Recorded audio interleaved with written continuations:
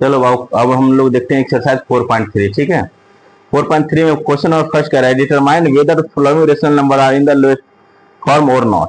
अब कुछ इसमें जो है तुम्हारे पास क्वेश्चन 1 में कुछ पार्ट्स दे रखा है। ठीक है, जैसे दे रखा है 65 अपॉन में 84, फर्स्ट पार्ट ये है।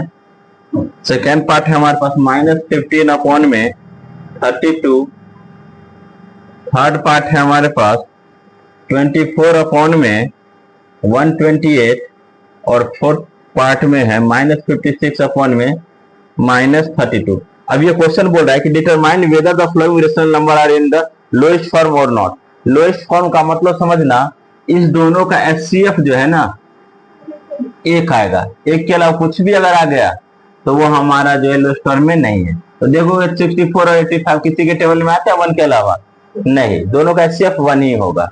कैसे चेक करना है तो चेक कर सकते हो, जैसे यहाँ पे मैंने लिखा कितना है, ये 84 है, उसे डिवाइड करोगे, एचसीएफ में डिवाइड वाले मेथड से करवा रहा हूँ। अब तुम चाहो तो उससे भी कर सकते हो, किससे, प्राइम फैक्टर मेथड से भी कर सकते हो। तो 65 के टेबल में 1 टाइम्स होता है 65, माइनस करोगे तो ये 14 में से 5 माइनस करोगे तो 9, और ये 7 में से 6 माइनस करोगे 1। अब 19 के टेबल से ये आ जाएगा यहाँ पे 65, तो कहोगे कि 19 3 जा 57 होता है। 15 में से 7 माइनस करेंगे तो 8, और ये कुछ भी नहीं, ये 8 से फिर यहाँ 19 आ गया, 8 2 जा 16। 3 के टेबल में अब 8 आता है, नहीं आता है, 3 2 जा 6 होता है।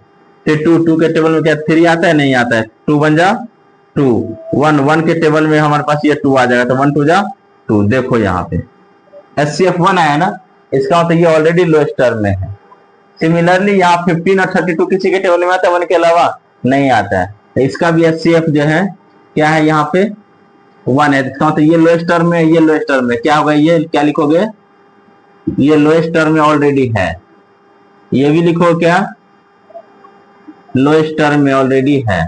अभी देखो 24 और ये जो है कितना है हमारे पास 128, ये देखो दोनों 4 के टेबल से डिवाइड हो जाएगा, होगा 4 6 जा, और 4 से 4 3 जा 12, 4 2 जा, अभी तो और भी कटेगा, ये 8 से भी मैं काट देता, देखो 2 से और डिवाइड करो, 2 3 जा और 2 जो है 16 जा। अब इसका एचसीएफ कितना यहाँ पे आके, अब यहाँ पे जाके एचसीएफ 1 हुआ, तो क्या ये लोएस्ट टर्म में है, ये कहोगा कि no it is not in the lowest term. ये देखो दोनों 8 के टेबल में आ रहा है, कितना 8 के टेबल में, 8 7 जा 56 और 8 4 जा 32, ये सुनो, इसका मतलब ये भी क्या हो जाएगा, नो। अब देखो लोएस्ट टर्म में कौन कौन सा है, ये लोएस्ट टर्म में, ये लोएस्ट टर्म में, ये लोएस्ट टर्म में होगा, लोएस्ट टर्म में ये हुआ क्या, तो कहोगे नहीं, नहीं होगा, ये भी कहोगे लोएस्ट टर्म में है क्या, इसके बारे में जिक्र कर रहा हूं, इस दोनों के बारे में, तो कि लोएस्ट टर्म में ये भी नहीं होगा। क्लियर, इस तरह से क्वेश्चन नंबर 1 कंप्लीट हो गया। ठीक है, क्वेश्चन नंबर 2 पे चलते हैं। चलो बाबू क्वेश्चन नंबर 2 देखते हैं, express each of the following rational number in the lowest term. अब लोएस्ट फॉर्म में इसको लिखना है, अभी मैंने बताया था लोएस्ट फॉर्म में जिसका एचसीएफ कितना होना चाहिए, 1 होना चाहिए, लेकिन देखोगे दोनों का एचसीएफ देखोगे 4 का, अगर प्राइम फैक्टर मेथड से देखोगे तो 4 का टेबल में देखो, ध्यान से देखो 4 किस किस के टेबल में आता है, 2 2 जा, फिर 2 से 2 1 जा 2, तो 4 का वैल्यू हमारे पास कितना हो गया, 2 इंटू 2, सेम टू सेम 22 का अगर हम देखेंगे तो 2 के टेबल में कितना हो गया, यहाँ पे 11 टाइम्स हो गया, 11 के टेबल में 1। प्राइम फैक्टराइजेशन मेथड के बारे में मैं चर्चा कर रहा हूँ, तो 22 के लिए क्या लिखेंगे, 2 इंटू 11, देखो तो दोनों में क्या मिल रहा है, तो एचसीएफ हमारा कितना हो गया, 2 हो गया दोनों में, क्योंकि ये 2 और 11 नहीं लिखेंगे, तो हमने क्या किया, इसको 2 से डिवाइड किया, ऊपर भी 2 से नीचे भी, 2 2 जा 4, 2 11 जा 22, ये हमारा आंसर आ गया। इस तरीके से 36 के टेबल, 36 के टेबल डायरेक्ट तो 5 बार में आता है बाबू, 36 आधा कितना होता है, 180 होता है, डायरेक्ट मैं कर दूं, क्योंकि 36 दोनों का एचसीएफ कितना हो जाएगा, ये 36 है, 36 बन जाए 36, 36 फायदा होता है कितना, 180 होता है। थर्ड क्वेश्चन देखते हैं, इसमें एचसीएफ कितना से करेंगे। ठीक है, लॉन्ग डिवीजन मेथड कर ले, क्योंकि वो जो प्राइम फैक्टराइजेशन मेथड से ज्यादा लंबा हो जाएगा।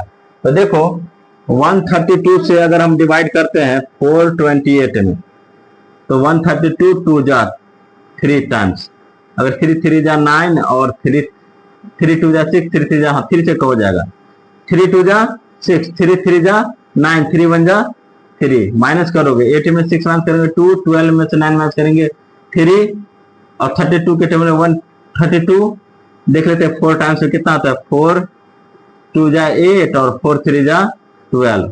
अब 4 के टेबल में कितना आता है यहाँ पे 32, 8 बार में आता है 4 8 जा 32, तो हमारे पास HCF कितना आ गया, ये 4 आ गया। तो 4 से डिवाइड कर दो, 4 के टेबल में तो 4 3 जा 12 और 4 3 जा 12, 33 आ गया।